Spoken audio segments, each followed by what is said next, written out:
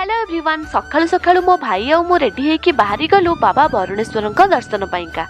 जेहेतु आज संक्रांति थिला तो जाइकी पहुंची जाइथिलु बाबा वरुणेश्वर मंदिर रे।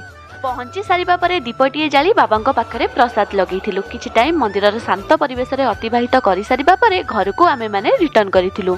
घरकू आसीबा बाटरे नजर पड़िथिला दहीबरा उपरे। टेस्टी वाला दहीबरा खाइकी ब्रेकफास्ट कंप्लीट करिथिलु आ मो सान भौणी पई पार्सल नै आस्तिलु। घरे आसी देखे तो लायार मन बहुत ही दुख।